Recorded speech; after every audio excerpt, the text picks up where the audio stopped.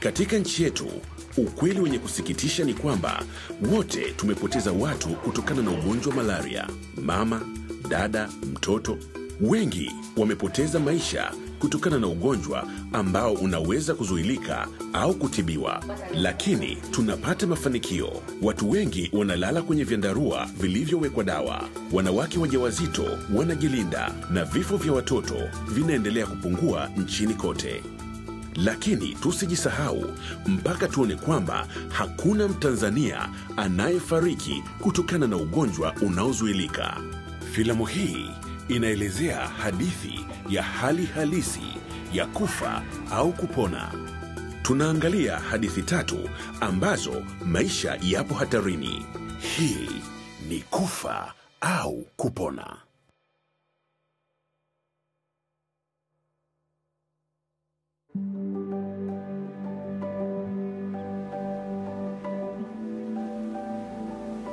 Naitwa Fatuma Selemani na miaka 22. Naishi Nyanjema, Bagamoyo. Mume wangu mvuvi. Nina watoto 3. Huyo wa kwanza jina lake Swaumu Adamu. Wa pili anaitwa Ibrahim Adamu. Wa tatu anaitwa Twalbu Adamu. Yule ana miaka 4. Twalbu yeye anapenda kucheza na wenzie. Anapenda sana kuendesha magari. Lakini maisha ya furaha ya Fatuma na familia yake yanahatarishwa na ugonjwa. Twalbu alikuwa anaanza kuumwa, kaanza kulalamika tumbo linamuuma sana na nguvu kuregea.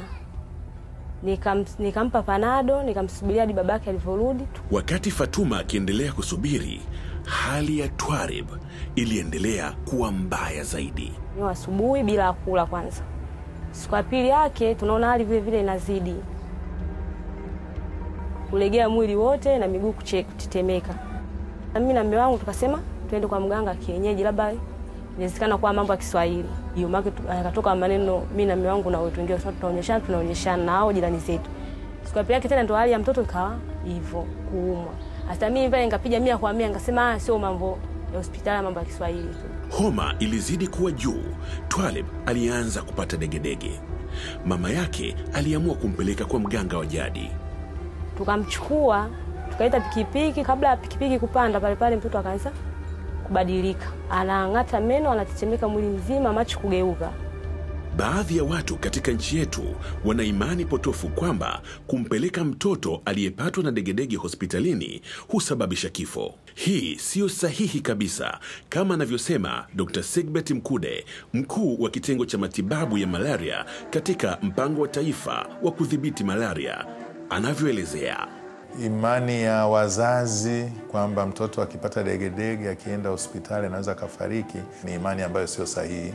Mgonjwa mwenye degedege, uwezekano mkubwa sababu yake mojawapo inaweza kuwa ni malaria kali. Matibabu yanatakiwa yaanze mara moja. Kwa hiyo tunawashauri wakina mama wote wenye watoto wenye degedege wao waishe hospitali na wasiwe na hofu na kuchomwa sindano, kwa sababu hiyo ni njia mojawapo ya matibabu.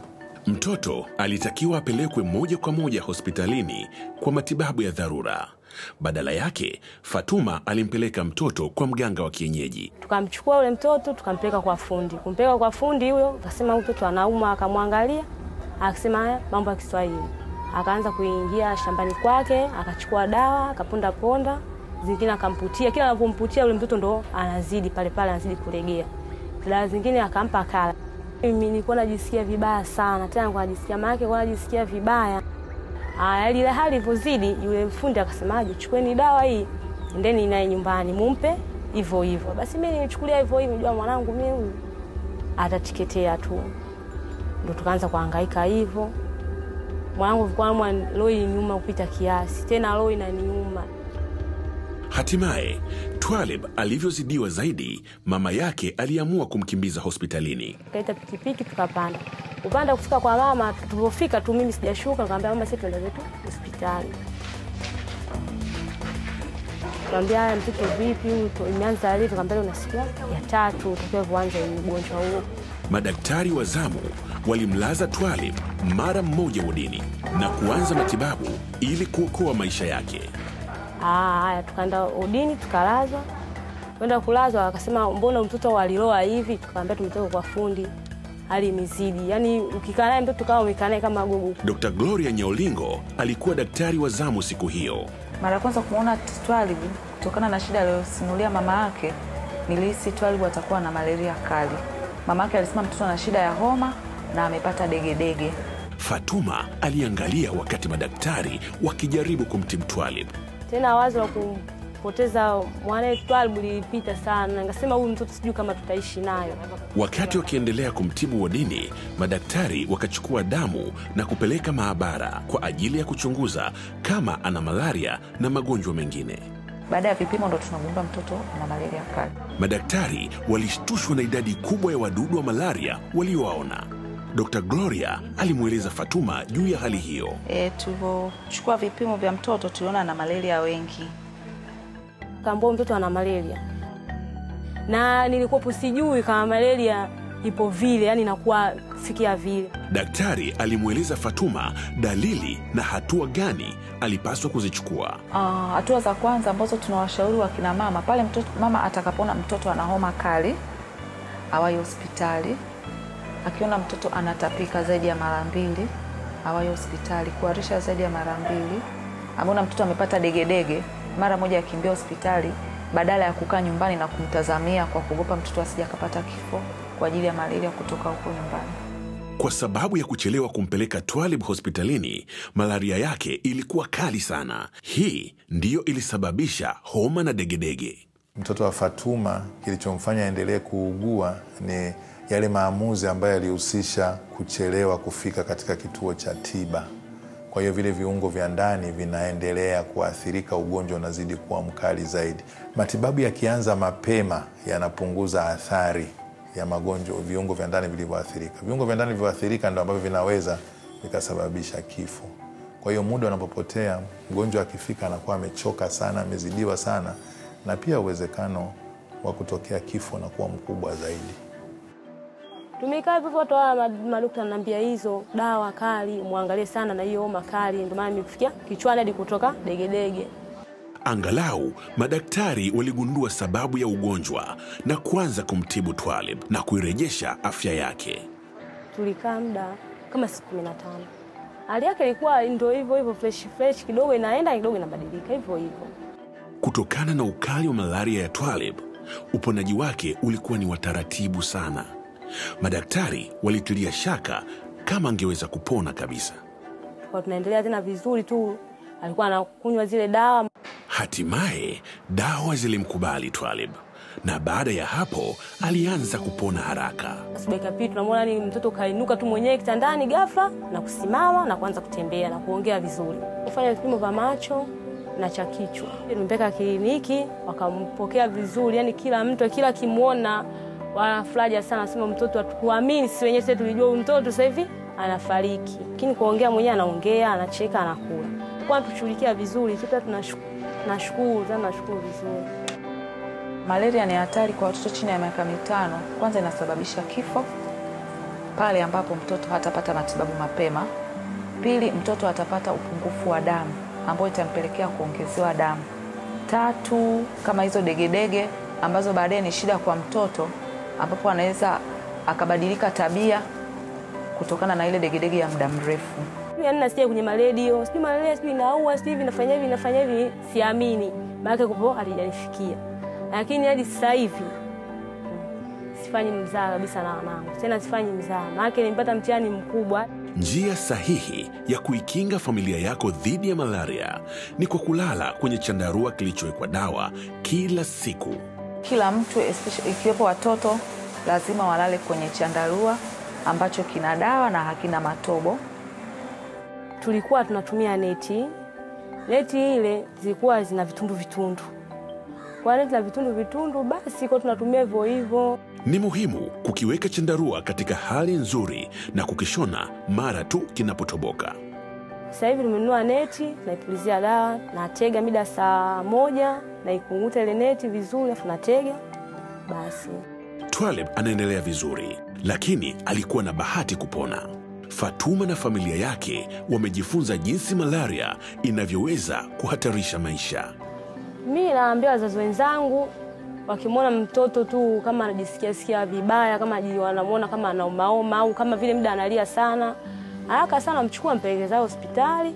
Hospitali basi atakuta mshauri wa daktari, watampima, kama ana malaria watamshughulikia vizuri, watampa dawa zake za malaria. Simulizi yetu inayofuata ni juu ya msichana anayetarajia kuwa mama kwa mara ya kwanza. Lakini malaria inamtishia yeye na mtoto wake aliye tumboni.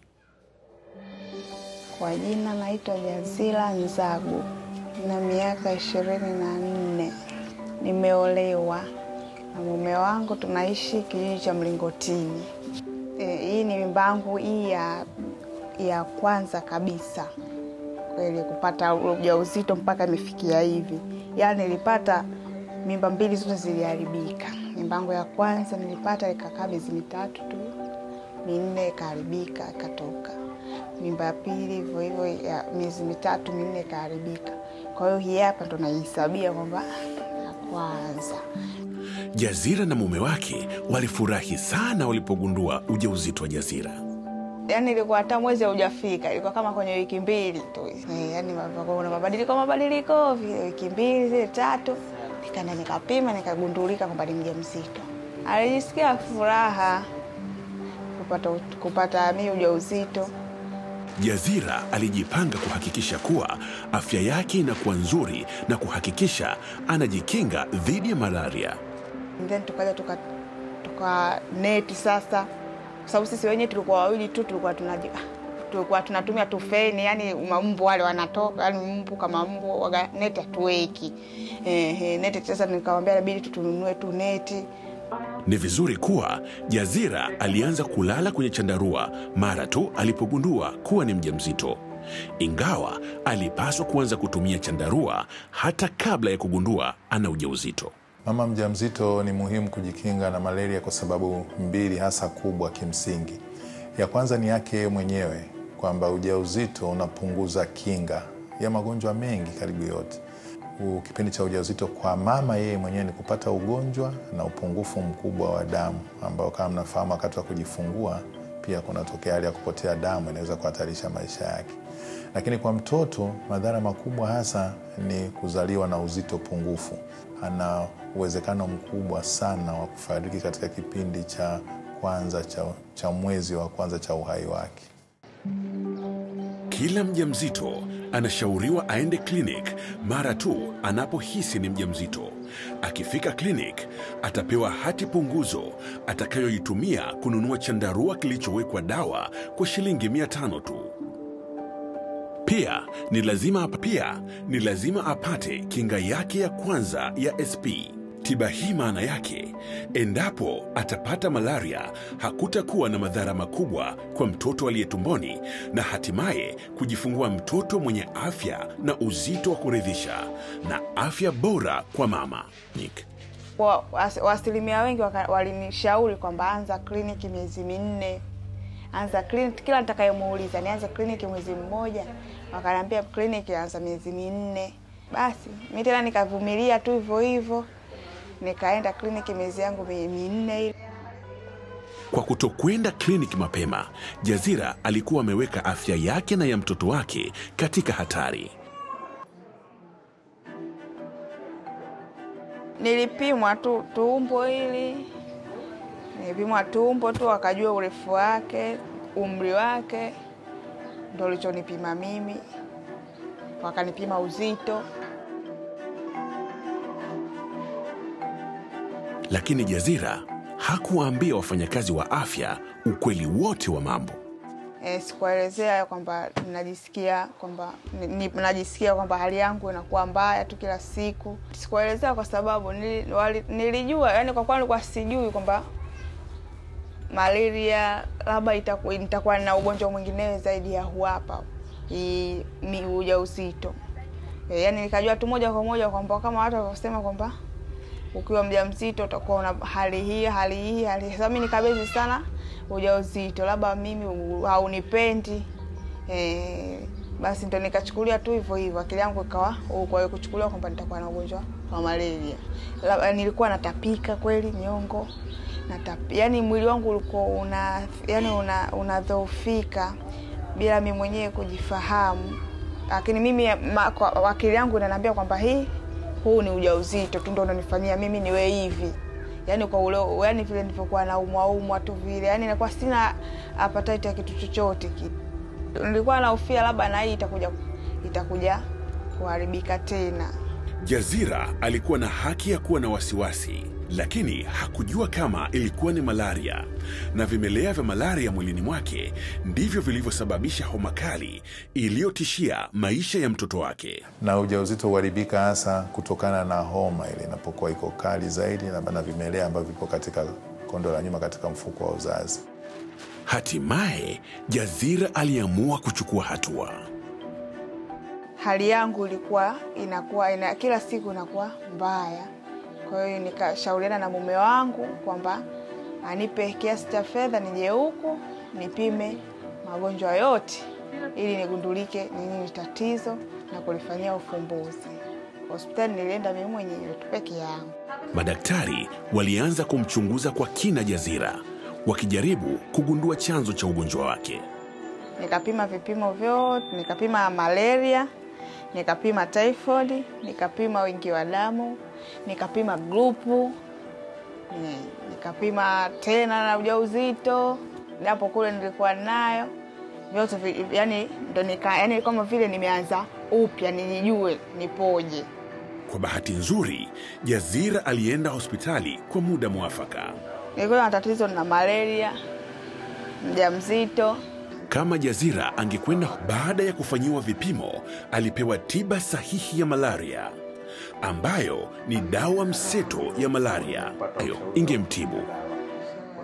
Nilijisikia faraja kwa kuwa nilikuwa sijagundua nini kinanitesa.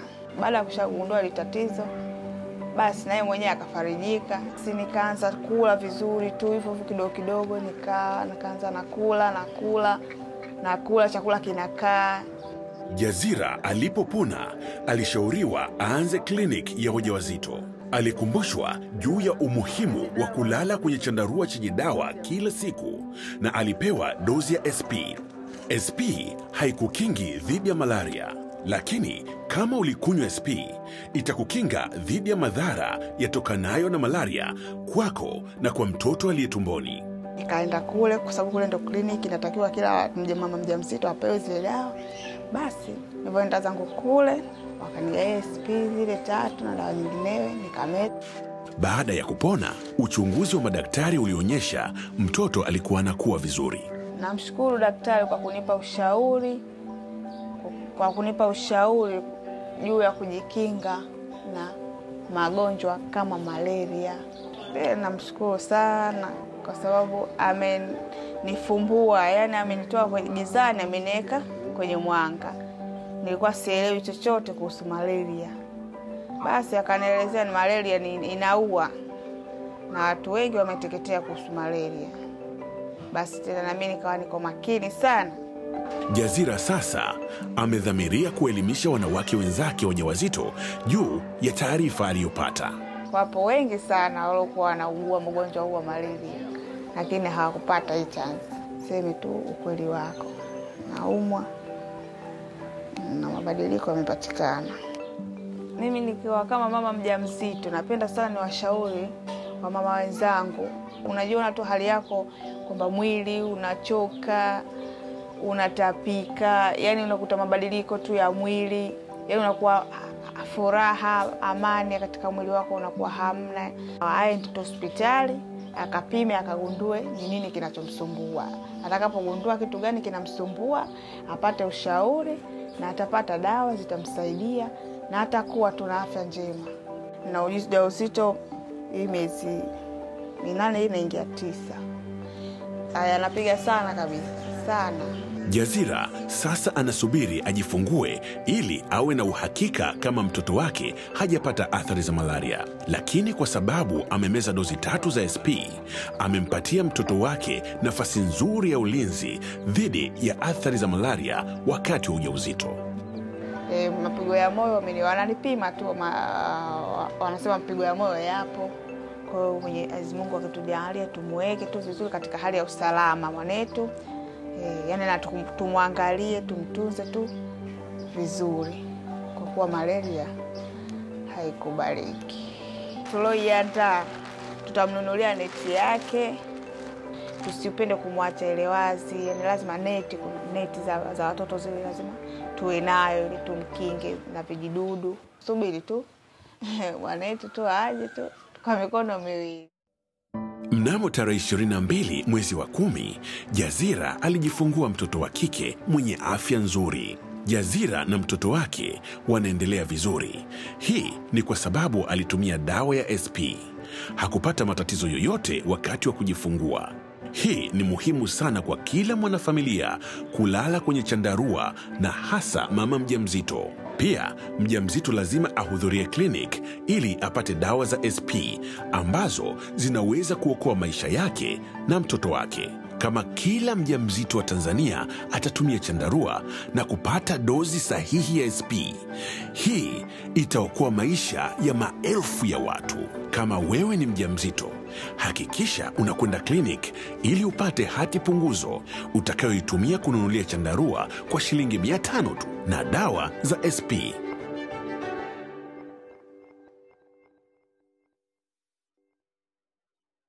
Ni muhimu pia kujua kwamba sio kila homa ni malaria. Kuna magonjwa mengine mengi ambayo yanaweza kusababisha homa. Simulizi inayofuata inahusu maisha ya mvulana aliyepata matibabu ya ugonjwa wa tofauti. Naitwa Ana Bernard Mleng, ni mama wa familia ya watoto 3. Ninaishi Mlandizi Kati katika wilaya ya Kibaha, mkoa wa Pwani. Ana na mumewe wanakosa amani baada ya mtoto wao Brighton kupata homa kali. Nimetoka kwenye shughuli zangu za biashara, nikaambiwa mtoto anaumwa. Nikakaa naye, nikajaribu kumpa Panadol ili homa iweze kushuka. Kwa kweli nijisikia vibaya sana kwa sababu mtoto alichoka, alilegea. Ana alihisi moja kwa moja kwamba hiyo itakuwa malaria. Muda niliona kwamba anaweza kupata kung'atwa na mbu wa malaria, inawezekana usiku labda wakati wanacheza hapa, au inawezekana tu labda neti amelala vibaya, amejigusa kwenye neti usiku akawa ameng'atwa na mbu. Mtoto wangu alivyokuwa anaumwa nilikuwa najisikia vibaya sana. Kwa sababu yani huwa kwanza ni mchangamfu, anacheza, anachangamsha nyumba.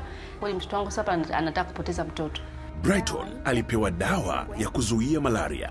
Lakini baadaye hali ya mtoto ikaendelea kuwa mbaya zaidi. Usiku ule akaanza kuharisha, akaanza kutapika sana. Kwa kweli akawa amekosa nguvu kabisa. Saa 9 usiku tukatoka na mume wangu, tumembeba mtoto, tukaenda hospitali. Manesi kule walionyesha ushirikiano mkubwa. Nesi mmoja akamchukua, akambeba, akaenda akamlaza kwenye kitanda kadogo, mwingine akamchukua, akashika mikono, mwingine akashika miguu, wakaanza kutafuta mishipa kwa ajili ya kumwekea drip. Kwa kweli walinisaidia kiasi kikubwa sana. Mume wa Ana alipata wasiwasi juu ya mtoto wake baada ya kuwa na kumbukumbu mbaya za nyuma. Mume wangu alikuwa anajisikia vibaya sana kumuona mtoto katika hali hiyo, kwa sababu nakumbuka miaka ya nyuma yeye mdogo wake, baba mmoja mama mmoja, alifariki kwa sababu ya nafikiri kukosa kupelekwa hospitali kwa mtoto. Hali yake kwa kweli haikuwa nzuri kabisa, haikuwa nzuri kabisa. Hali ya Brighton iliendelea kuzorota. Hii ni kwa sababu dawa za malaria hazikuonyesha mafanikio ya kumtibu Brighton. Baada ya kuzidiwa nikaona kwamba hajapata nafuu na homa imezidi kuwa kali zaidi. Maana walivyompima kule temperature ilikuwa 40. Kwa hiyo nikaona sasa zile dawa mbona hazikumsaidia tena. Ana alianza kupoteza matumaini. Yaani nilishtukia tu, ninamchukua yule mtoto nikampa daktari, nikamwambia huyu mtoto sasa ni wa kwako daktari. Mimi simtaki tena. Mimi wa kwangu sio huyu. Ana alikaa na Brighton usiku mzima. Hakuwa na uhakika kama mwanawe angeweza kuona siku nyingine. Hali aliyokuwa nayo, mtoto amelegea, mtoto analia, mtoto amechoka, hata akilia machozi tena hayatoki kwa sababu alikuwa ameharisha sana. Lakini Brighton alihangaika mpaka akaweza kuiona siku nyingine. Daktari Rafael Msuya alianza kuchukua vipimo sahihi ili ajue tatizo hasa la Brighton. Huyu mtoto alikuwa na homa kali.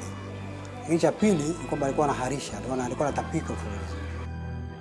hali ya kawaida kama nani, kwa sababu malaria kuna magonjwa mengi ambayo yana homa, kutapika na kuharisha kwa watoto wadogo, hasa watoto wadogo. Kwa hiyo sasa ukienda haraka unaweza kaenda ukatibu ugonjwa ambao sio sahihi.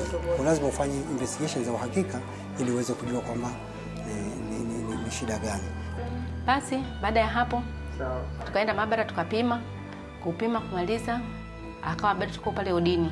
Uchunguzi wa kipimo cha haraka cha malaria kinaweza kubaini kama mtu ana malaria au la. Vipimo hivi ni sahihi na vya kuaminika.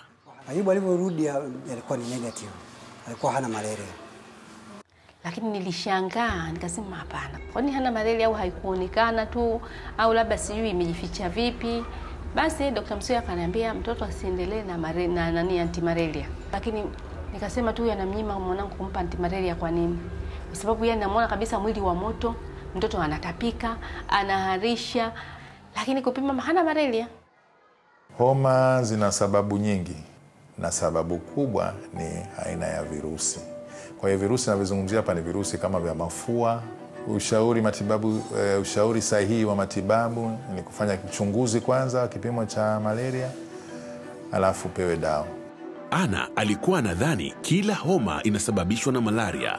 Ili kuokoa maisha ya Brighton, alitakiwa kwanza kujua chanzo cha ugonjwa wake. Kesho asubuhi sana uchukuliwe mkojo wa mtoto, akafanya nini? Akapimwe. Tukaenda kumpima mkojo. Hatimaye walipata majibu ya matokeo ya vipimo vyao. Ila mkojo ndio ulirudi kwamba ni mchafu, kwa maana kwamba ana UTI. Kwa hiyo tukabadilisha matibabu ya kumwanzishia antibiotic. Vipimo unaonekana kwamba mkojo ni mchafu, nikaambia ni kweli. Sasa huu mkojo ndio unamfanya mtoto wako apate homa kali. Ingawa sasa wanajua tatizo la Brighton, bado anahitaji matibabu ya haraka sana. Yaani nikimwona kabisa huyu mtoto ni baada ya dakika 5 naona maisha yake yatakuwa hayapo tena. Lakini daktari akaniambia usiogope, tutampa matibabu na mtoto atapona. Brighton alipata nafuu na kuruhusiwa kwenda nyumbani. Baada ya siku kama 3, homa ikawa imekwisha kabisa. Na yeye mwenyewe kidogo alikuwa hawezi kunyanyuka hata pale kwenye kiti, sasa hivi akawa anaanza kunyanyuka na kaa. Ana sasa ana ujumbe kwa familia zingine. Watoto wengi wanakuwa na vitu vingi wanavyoumwa. Unaweza kuumwa bano kifua, pneumonia, unaweza wakawa na kuharisha na nini, lakini vyote tusiamini kwamba saa zote kwamba mtu anaochoumwa ni malaria tu. Alafu kwa kina mama pia ninapenda kutoa ushauri kwamba wamama wengi wasikilize madaktari. Nao pia kina mama wawe na sauti ya kuomba kwamba naomba atibiwe baada ya kupimwa. Kumbuka, kipimo cha haraka cha malaria kina uwezo wa kubaini kwa haraka na uhakika kama mtu ana ugonjwa wa malaria. Vipimo hivi ni vya haraka na uhakika kabisa.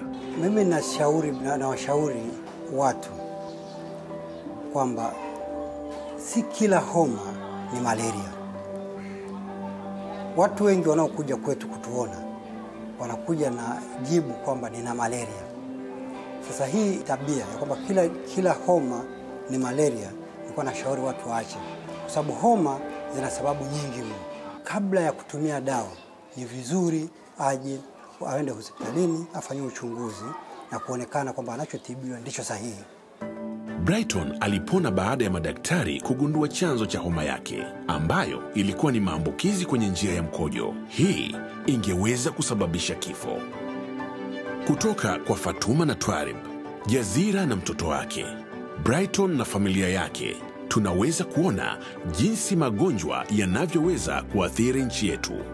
Ili kujilinda dhidi ya malaria, wewe na familia yako, hakikisha kila mtu analala kwenye chandarua chenye dawa kila siku. Mjamzito anapaswa kupata dawa za SP kutoka kliniki za wajawazito ili kujilinda kutokana na athari za malaria wakati wa ujauzito. Mtoto mwenye homa lazima apelekwe hospitalini haraka kwa vipimo. Na wakati ukiwa hospitalini, hakikisha kwamba mtoto anatibiwa ugonjwa sahihi kutokana na majibu ya kipimo, bila kudhani kuwa kila homa ni malaria.